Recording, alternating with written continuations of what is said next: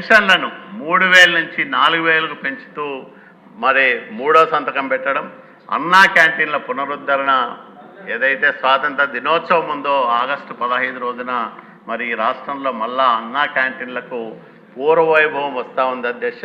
నైపుణ్య గణన పైన 5వ సంతకం పెట్టడం, అంటే మళ్ళా పరిపాలనను గాడిలో పెట్టడంతో పాటు పెట్టుబడులను ఆకర్షించడంతో పాటు పారిశ్రామికవేత్తలకు ఒక మంచి సానుకూలమైన వాతావరణాన్ని కల్పించడానికి తగిన చర్యలు తీసుకోవడంతో పాటు సంక్షేమానికి ఎక్కడ తక్కువ చేయము.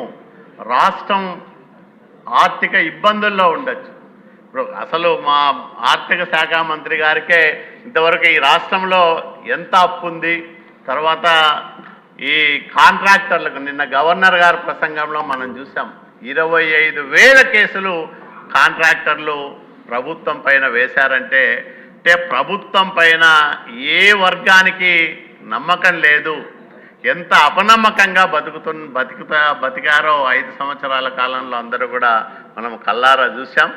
ఇవన్నీ కూడా దృష్టాంతాలు. ఒక్కొక్కటి బయటకు తీస్తే అసలు 10 లక్షల కోట్ల 12 లక్షల కోట్ల పొందా, ఎంత పొందనేది కూడా ఇప్పటి వరకు మనకి ఇంకా స్పష్టత రాలేదు. త్వరలోనే శ్వేతపత్రం బయటకు వస్తే అవన్నీ కూడా మనకు ఆ విషయాలన్నీ కూడా విదితమవుతాయి. అదే సందర్భంలో కాంట్రాక్టర్లకు 35,000 కోట్ల 40,000 కోట్ల ఇంకా బిల్లులు చెల్లించాల్సిన అవసరం ఉంది.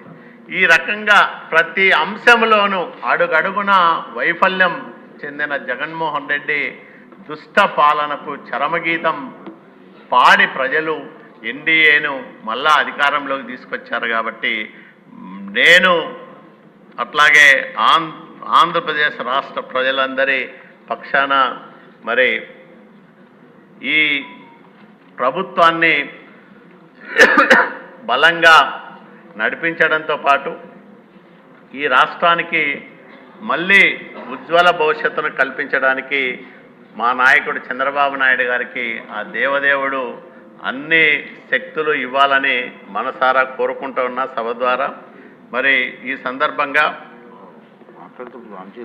గవర్నర్ గారికి ఈ క్రింది విధంగా అభినందన పత్రాన్ని సమర్పించగోరుతున్నాను.